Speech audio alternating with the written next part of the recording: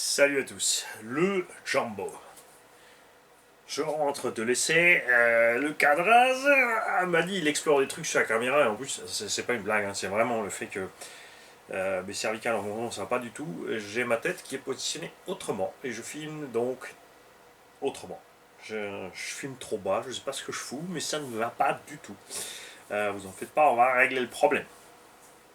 Petit peu de patience, ça arrive. Alors, ce type d'engin, définitivement pas ma tasse de thé. Large roue, grosse roue. À l'époque, on avait le Savage Flux. Le Savage Flux, par contre, était beaucoup plus haut. Et 2 secondes, je commence là-dedans. Le Savage Flux était plus haut, était plus étroit. C'était un monster, mais on avait exactement ce genre de comportement, sauf que c'était moins stable en virage, évidemment. Là, avec la largeur, ça se casse moins la figure. Mais on a un drôle d'équilibre avant-arrière, tu es toujours en train de lutter, tu peux pas utiliser ta puissance, elle sert en l'air, et encore avec, faut vraiment doser gaz-frein, en fait, tu es toujours sur les retenues, à faire gaffe à ce que tu fais. Euh, bah, je préfère définitivement la version plus longue. On a fait un run en 4S, full origine, on a changé donc l'huile de diff centrale maintenant, l'huile de diff avant, donc 300 000, 150 000. On a passé de la 1000 à l'avant, parce que l'engin vraiment tape très fort au sol de l'avant. Ce que vous n'avez pas vu sur la vidéo, parce que je fumais trop bas, c'est que backflip, double backflip, sans problème sur les rampes standard. Mi-gaz, tranquille, parce que plus de toute façon tu levais de l'avant. On a fait quelques gamelles, mais pas trop. Mais l'engin, vraiment, comme il est très bas, et c'est le problème de ces engins par rapport au MT, tu vois, tu as 2 cm et après tu tapes au sol. Donc soit il est extrêmement dur pour pas aller s'écraser, soit il s'écrase. Et même quand il est dur, de toute façon, à un moment c'est trop, il s'écrase. Ça, c'est quelque chose qu'on n'a pas sur la MT. Enfin, il s'écrase aussi finalement, mais comme on a un amortisseur plus long, qui peut freiner plus longtemps la chute, on arrive quand même moins fort au sol. Donc, m'est avis que je devrais rebricoler un MT court pour vous montrer la différence. Me rechoper un Savage Flux HP pour vous montrer, pour faire les mêmes figures, pour montrer la différence. En plus, après, c'est chacun son goût, mais le côté look, si tu prends un truc, un Savage Flux HP ou maintenant le Max, j'ai le Max a les mêmes dimensions sauf en largeur. Il est moins large que ça. Avec les ProLine Badlands dessus, il est plus confortable à piloter, plus précis à piloter et on a moins peur de l'envoyer en l'air. En fait, il encaisse mieux les atterrissages, c'est clair. Donc là, on a fait un petit quart d'heure en 6S 4800, il n'y a pas de mystère. Tu fais des grandes lignes droites, ça bouffe du jus.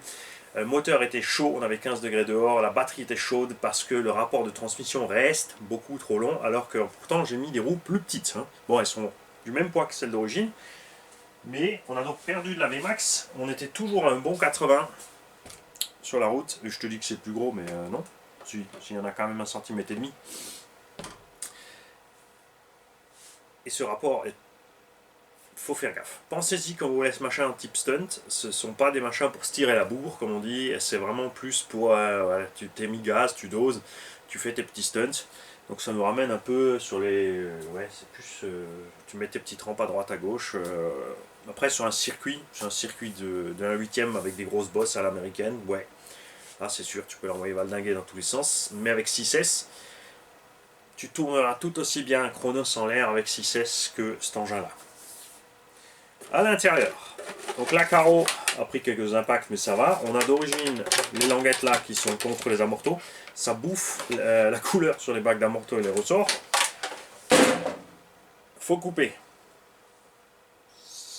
Je vous le conseille. L'aileron sur les chocs, comme il est placé plus bas que les amortos, il va taper dans les amortos, il se bouffe. Il bouffe aussi la peinture et les capuchons d'amortos. Ici à l'arrière.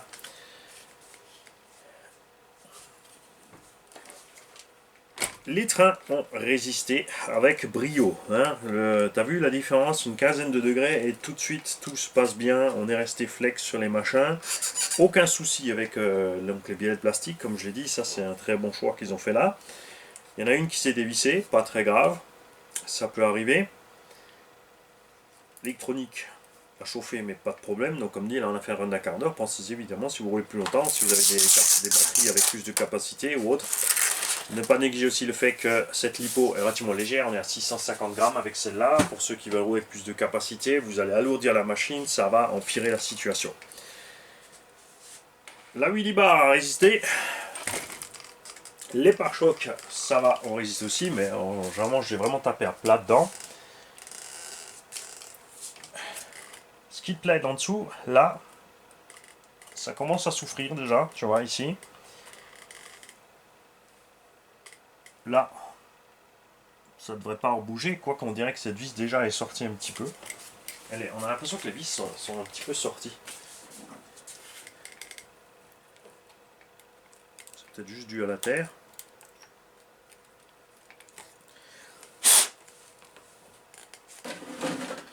On va vérifier ça.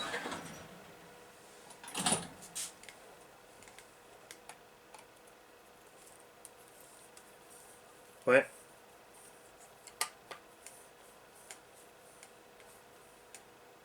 Les vis sont sorties. Ça c'est pareil, ça vient, c'est lié avec le plastique trop souple.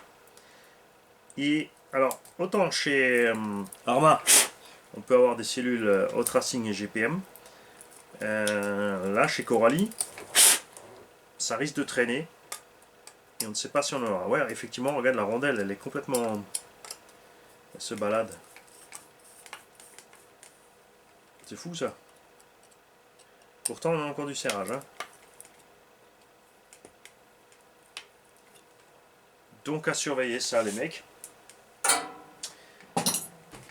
Et noix de cardan, nettement mieux. C'est V2, donc V2 ou 2021, c'est la même chose. C'est juste des autres carrosseries, des autres roues. Vous faites pas avoir par le truc. Il n'y a pas 36 000 versions. Il y en a toujours aussi plein qui sont persuadés que le Outcast et Notorious sont deux machines différentes. Ce sont les mêmes. C'est le même cas ici chez Coralie avec le jambon et le Dementor. Pneumatique et roue, c'est tout ce qui change sur ces machines. Je parle entre V2 et l'autre nom de la machine. Là, il n'y a pas de version 2021. Enfin, si, il y a une version Jumbo 2021, je sais plus. C'est simplement juste qu'il y a déjà les upgrades. Donc, on a ici une couronne de 52. On est toujours trop long sur le rapport transmission. Je ne peux que conseiller de passer sur le pignon de 11, c'est clair. Et au centre, cardan central. Tu vois, je vais... Il veut pas tourner. Le cardan central. Voilà. Regarde. Il danse la samba, pas le jumbo. Il est déjà allé frotter sur carrément la cellule derrière. Pourtant, on n'y était pas vraiment super fort avec la machine. On n'a pas fait de gros crash ni rien. Juste des atterrissages forts. Évidemment, ça a déformé le châssis. Mais le cardan, lui, a subi la déformation, mais n'est pas revenu en place. Parce que ça reste de l'acier relativement mou. Sur les roues, sur les arbres de roue, ça se passe mieux parce que les triangles sont moins flexibles que les anciens. Sur les V1, vous l'avez tous vu, après quelques gamelles, on avait tous les cardans de la machine qui étaient tordus sans exception. Parce qu'on avait trop de déformation au niveau du plastique. Pour l'instant, là, ça va. Enfin, je vais vérifier quand même pour pas dire de bêtises. Alors, on a le cardan avant aussi, qui est déjà allé bouffer le ressort. Tu vois? Et on a une trace sur le cardan aussi. Hein, mais pour l'instant, il tourne encore rond. Le deuxième aussi, d'ailleurs. Voilà. Le deuxième cardan aussi allait bouffer le ressort. C'est que ça bouge un petit peu là-dedans et que ça va frottouiller et manger les côtés. Pour ma part, pneumatique, j'aime pas. Je n'aime pas ces pneus. J'ai vraiment préféré les pneus d'origine du chrono. Vous savez ce qu'on va vite faire, bougez pas, je reviens avec la balance, les mecs, on va vite peser cette roue. Parce que me paraît un peu lourde. Donc je préfère le look que les Louise ST. Je préfère la conduite de loin. Mais on n'est toujours pas encore à l'aise comme il faut. Donc,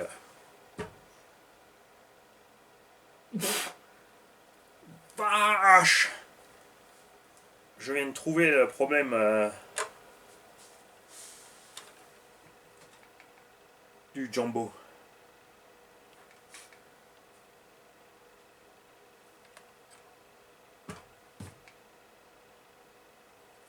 C'est débile. Regarde. Je vais te montrer une roue du Chronos.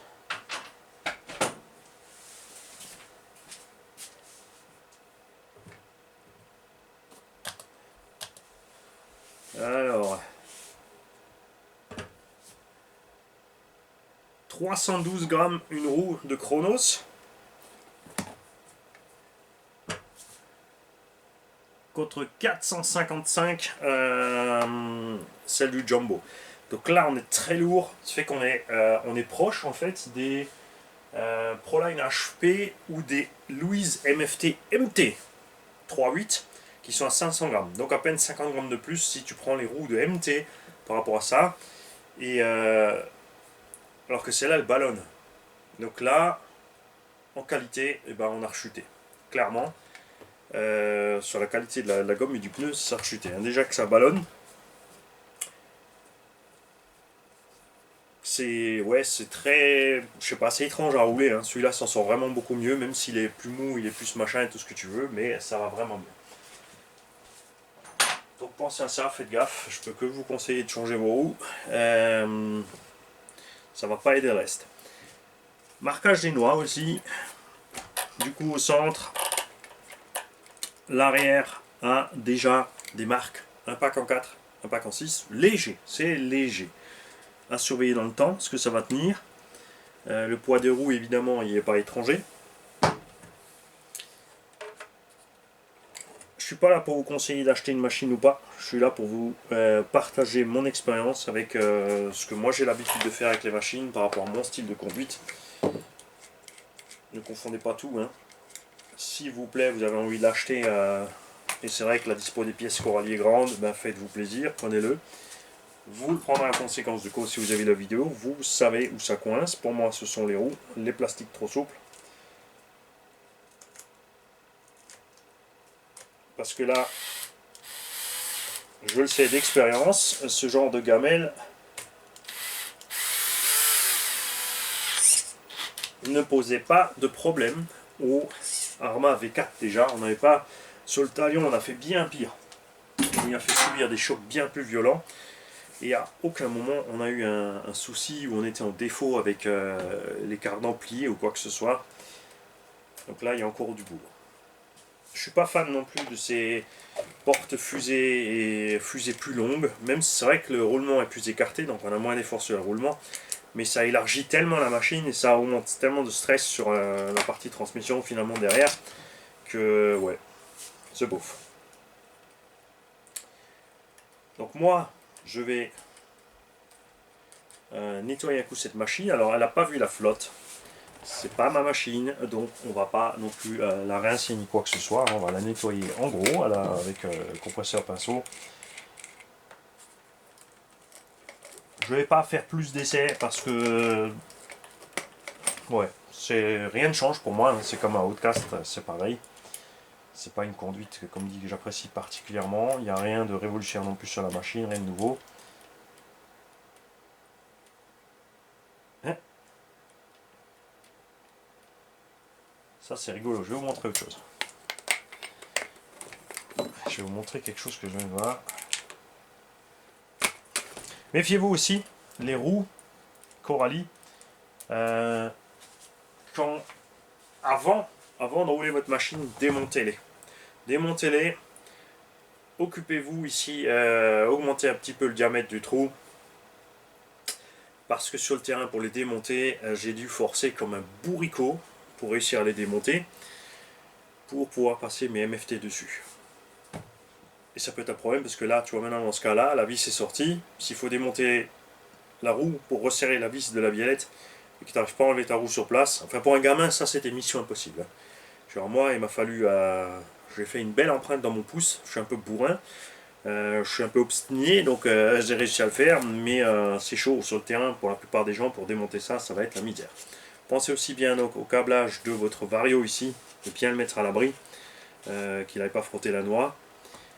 Je vais bien sûr aussi pas juste nettoyer, je vais évidemment redresser ce cardan ici à l'arrière. Pour le redresser, on va le sortir de là, on va le mettre sur le plat de l'étau, enfin le côté... le mettre dans l'étau, ça marche pas vraiment. En fait, quand tu mets dans l'étau et que tu serres, l'acier va revenir un petit peu, tu garderas ta déformation. Par contre, si tu le mets sur une enclume ou quelque chose du genre, plat, et que tu mets un coup sec, là où il est bombé, avec le marteau, là, il se redresse relativement bien. C'est jamais du 100%, mais je veux dire, là, on a fait 2 runs, on a déjà le carton banané, on va pas... les professionnels te diront il faut le sortir, il faut le changer. Bien sûr, achète une pièce. Sachant que tu as fait 2 runs et quelques sauts et tu as déjà plié ton cardan, tu vas faire quoi? Tu vas acheter un stock de cardan et changer sans arrêt tes cardans? Non, non, non, non. Tu redresses et tu roules jusqu'à ce qu'il ne puisse plus, qu'il soit mort, tellement tordu ou déformé qu'il se déchire. Là, tu changes ta pièce. Tout changer n'est pas une réparation. Enfin, oui, là, c'est pas une réparation. Faut pas tout mélanger. Ceux qui ont la machine, les mecs, écrivez-nous tout ce que vous savez sur la machine, ce que vous avez expérimenté, ce que vous aimez, ce que vous n'aimez pas, content, pas content, ce que vous avez déchiré, que vous trouvez anormal, ce que vous avez déchiré, que vous savez, vous avez déconné. On veut tout savoir. A bientôt les mecs. Salut. Attendez, partez pas. Je vous ai dit, je vous vais vous montrer un truc. Et en regardant ce truc de plus près, j'ai trouvé un autre truc.